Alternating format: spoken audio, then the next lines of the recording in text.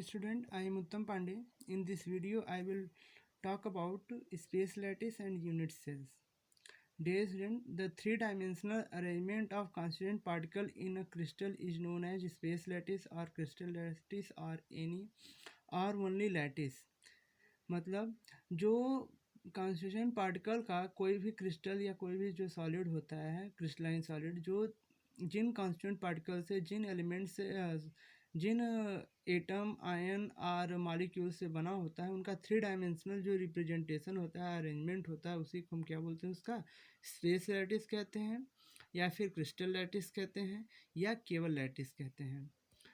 The crystal lattice constant particles are represented by points. ये जो crystal lattice में present constant particles होते हैं वो पॉइंट्स से टू डायमेंशनल फिगर में इस टाइप से इनकी थ्री डायमेंशनल फिगर इस टाइप से किससे रिप्रेजेंट की जाती है, पॉइंट से रिप्रेजेंट की जाती है। तो ये पॉइंट्स को क्या बोला जाता है, लैटिस पॉइंट कहा जाता है या लैटिस साइट कहा जाता है। तो ये सारी पॉइंट्स क्या हो गई आपके लैटिस पॉइंट्स हो गए। आगे देखिए, जैसे हम इसी में ले लीजिए, जैसे हम सोडियम क्लोराइड वगैरह का कोई कंपाउंड मतलब क्या कहते हैं लैटिस हम बात करें तो जैसे यहाँ सोडियम प्रेजेंट हो गया तो यहाँ क्लोरीन प्रेजेंट हो गया फिर यहाँ सोडियम प्रेजेंट हो गया, इसी टाइप से अरेंजमेंट होता है। और ये पॉइंट्स जो होते हैं वो क्या बोले जाते हैं, लैटिस पॉइंट कहलाते हैं। और ये पूरा जो थ्री डायमेंशनल इस टाइप से अरेंजमेंट, ये तो टू डायमेंशनल था, थ्री डायमेंशनल हो गया तो क्या बोला जाएगा, स्पेस लैटिस। दैट इज इस टाइप से बच्चों, जैसे ये हो गया, ठीक, फिर इसे बढ़ाओ, फिर ये आपका ऐसे, ये आपका थ्री डायमेंशनल जो अरेंजमेंट होती चली जाएगी वो स्पेस लैटिस कही जाएगी। आगे आते हैं बच्चों, यूनिट सेल। यूनिट सेल क्या होता है, इस ये जो थ्री डायमेंशनल अरेंजमेंट है इसका सबसे छोटा अरेंजमेंट लैटिस पॉइंट से को कंटेन किया हुआ एक छोटा अरेंजमेंट जिसको बार बार रिपीट करने पे बड़ा क्या कहते हैं लैटिस, पूरा लैटिस फॉर्म हो जाए, उसे हम क्या बोलेंगे, यूनिट सेल।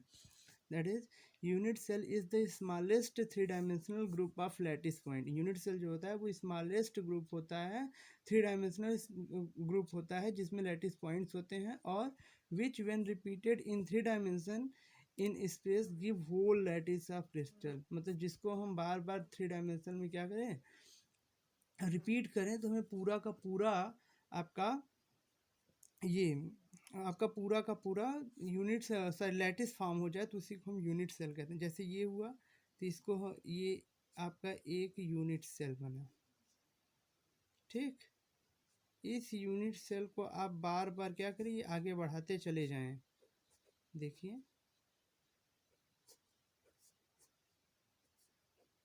ये यूनिट सेल हुआ, इसको आप बार बार बढ़ाइए,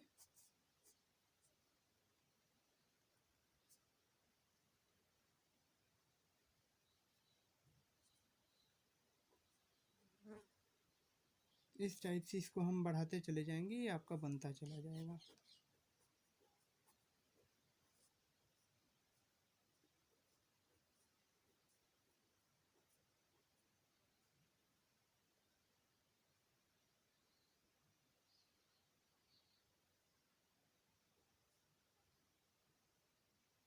ओके बच्चों, आगे parameter of unit cell. Unit cell में दो पैरामीटर होते हैं। पहला पैरामीटर होता है length of all corners corresponding to three axes. हर कॉर्नर पे जितनी लेंथेज हों वो तीनों एक्सेस पर कितनी गई हों। जैसे ये आपका एक यूनिट सेल था तो यहाँ से जो ये आपको मान लो ये कोई पॉइंट हो गया, कोई कॉर्नर हो गया, इस कॉर्नर से तीनों कॉर्नर के, इस कॉर्नर से तीन कॉर्नर्स जुड़े हुए हैं तो इन तीनों कॉर्नर, एक ये हो गया, एक ये हो गया, एक ये हो गया, इन तीनों कॉर्नर के कॉरेस्पॉन्डिंग में इसकी जो लेंथ होगी वो क्या बोली जाएगी, एक्सियल एक्सियल डिस्टेंसेस बोली जाएगी। तो एक्स डायरेक्शन में ए लिखा जाता है, वाई डायरेक्शन में इसकी डिस्टेंस बी और जेड डायरेक्शन में इसकी लेंथ सी लिखी जाती है। सेकंड होता है एक्सियल एंगल। एक्सियल एंगल क्या होता है, जो इस ओरिजिन पे जो एक्सेस है उनके थ्रू बना हुआ एंगल। तो जैसे ये ए और बी के बीच में बना हुआ एंगल तुम्हारा अल्फ़ा हो जाएगा, बी और सी के बीच में बना हुआ एंगल तुम्हारा बीटा हो जाएगा, सॉरी बी और सी के बीच में बना हुआ जो एंगल होगा वो अल्फ़ा होगा, और क्या कहते हैं बी और ए के बीच में बना हुआ एंगल गामा, और ए और सी के बीच में बना हुआ एंगल बीटा होगा। बच्चों types of crystalline solid, crystalline type solid के कितने टाइप्स होते हैं? तो there are 4 types of crystalline solid. First is ionic solid, second is atomic solid, third is metallic solid, and fourth and final is molecular solid. तो बच्चों सबसे पहले आप आयनिक सॉलिड के बारे में जानें. तो ऐसा यूनिट सेल जिसके कॉन्स्टिट्यूएंट पार्टिकल्स जो होते हैं वो आपके आयंस हों, तो वो जो क्रिस्टलाइन सॉलिड होगा वो आयनिक सॉलिड बोला जाएगा. मतलब जब यूनिट सेल के जो लैटिस पॉइंट्स हो उस पर आयन प्रेजेंट हो तो वो आयनिक सॉलिड होगा. For example NaCl. तो NaCl क्या हो गया आपका, जैसे इस टाइप का है. ठीक, तो यहाँ से मान लो यहाँ Na प्लस प्रेजेंट है तो फिर यहाँ पे Cl माइनस प्रेजेंट होंगे. ओके, फिर यहाँ Na प्लस प्रेजेंट है तो फिर यहाँ Cl माइनस. इस प्रकार करके ये अरेंजमेंट होती है. तो यहाँ से आप देखोगे बच्चों, तो एक सोडियम को कुल 6 क्लोरीन सराउंड किया होगा. एक ये हो गया, एक ये 3 ये हो गया. इसी प्रकार से 3 नीचे साइड होंगे. तो ये हो गया आपका आयनिक सॉलिड. तो आयनिक सॉलिड को हम ये कह सकते हैं कि ऐसा सॉलिड जिसके, ऐसा क्रिस्टलाइन सॉलिड जिसके कांस्टेंट पार्टिकल्स आयंस हों या जिनके लैटिस पॉइंट्स पर आयन प्रेजेंट होते हैं, आयनिक सॉलिड कहा जाता है. इनमें आयनिक फोर्स ऑफ अट्रैक्शन लगता रहता है, इलेक्ट्रॉन कोलम्बियन फोर्स लगता रहता है. फिर सेकेंड है एटॉमिक सॉलिड.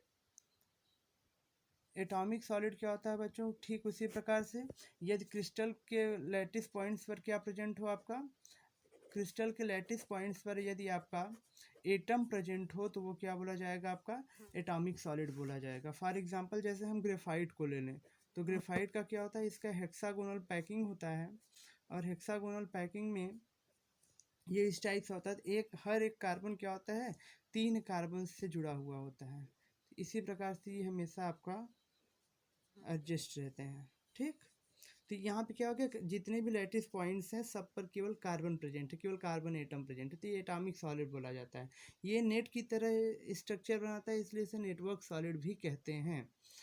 एंड इसमें जो बॉन्डिंग होती है, फोर्स ऑफ अट्रैक्शन, वो कोवलेंट बॉन्ड होता है. इसलिए इसका एक और नाम, एटॉमिक सॉलिड का एक और नाम पड़ा हुआ है, कोवलेंट मॉलिक्यूल. तो एटॉमिक सॉलिड के 3 नाम, एटॉमिक सॉलिड, कोवलेंट सॉलिड और नेटवर्क सॉलिड भी कहते हैं. थर्ड बच्चों आपका मेटेलिक सॉलिड है. तो मेटेलिक सॉलिड क्या होता है, एक ऐसा सॉलिड, एक ऐसा क्रिस्टलाइन सॉलिड जिसके कॉन्स्टिट्यूएंट पार्टिकल्स मेटल के आयन से बने हुए हों. ठीक है, तो जैसे हम आयरन की बात करते हैं, आयरन प्लेट की बात करते हैं, तो इसमें जितने भी पार्टिकल्स होते हैं सब किसके होते हैं, आपके आयरन कैटायंस होते हैं.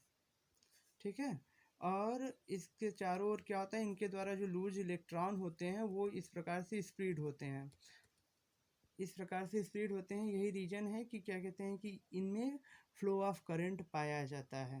तो ये हो गया आपका मेटेलिक सॉलिड. तो मेटेलिक सॉलिड क्या होता है, जिसके क्रिस्टल पॉइंट्स या जिसके जो लैटिस पॉइंट्स हैं उन पर क्या प्रेजेंट हो, मेटेलिक कैटायंस प्रेजेंट हो, और इनके इंटरस्टिशियल स्पेसेस में इलेक्ट्रॉन क्या हो, मूव करता रहे, तो इसे हम बोलते हैं मेटेलिक सॉलिड. तो ये जो मॉडल है ये इलेक्ट्रॉन सी मॉडल बोला जाता है, और आप लोगों ने इसे पहले भी पढ़ा होगा, इलेक्ट्रॉन सी मॉडल या गैस मॉडल भी बोलते हैं, क्योंकि इसमें इलेक्ट्रॉन ठीक उसी प्रकार से होते हैं जैसे सी में वाटर होता है, या जिस प्रकार से गैसेस मॉलिक्यूल्स मूव करते हैं, इसलिए इसे गैस मॉडल भी बोला जाता है.